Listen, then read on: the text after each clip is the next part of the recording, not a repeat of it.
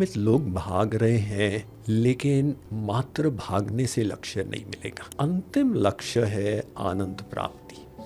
हम लोग जो भी कर रहे हैं आनंद के लिए कर रहे हैं। अब व्यक्ति कह रहा है कि मेरे पास तो टाइम ही नहीं है परोपकार के लिए। तो उसको ये सोचना चाहिए कि जिस दिशा में मैं भाग रहा हूँ क्या मुझे सुख मिलेगा। अगर मात्र धन से सुख मिलता तो जो मुझसे 10 गुना धनवान है क्या वो सुखी है, जाके चेक कर लो। अगर मात्र पावर में सुख मिलता, जो मुझसे ज़्यादा बड़े पोस्ट में उनसे पूछ लो। तो स्पष्ट बात है कि इस दिशा में, माया की दिशा में, संसार की दिशा में कितना भी भागे वो तो इंद्रधनुष के समान सुख और पीछे हटता चला जाता है। इसलिए हमारे शास्त्रों ने कहा ये तो मृग तृष्णा है। तो हम जो सुझाव दे रहे हैं कि परोपकार करो, उस परोपकार में ही तुम्हारा अपना उपकार है। सांचो स्वार्थ जीव कह एहा मन कम वचन राम पद नेहा।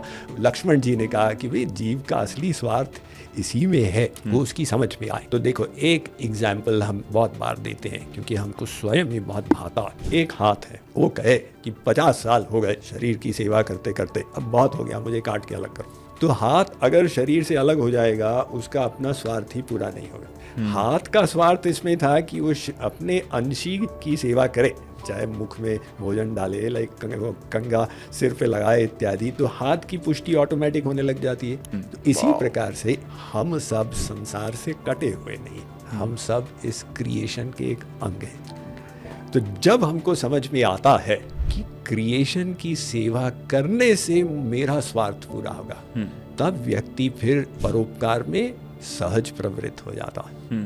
और वो क्या स्वार्थ पूरा होगा, हमको जो आनंद चाहिए वो मिलने लगेगा, जो ज्ञान चाहिए, जो प्रेम चाहिए, जिसके लिए हमारी आत्मा प्यासी थी, एक जन्म से नहीं अनंत जन्मों से, तो आत्मा की तृप्ति होने लग जाती।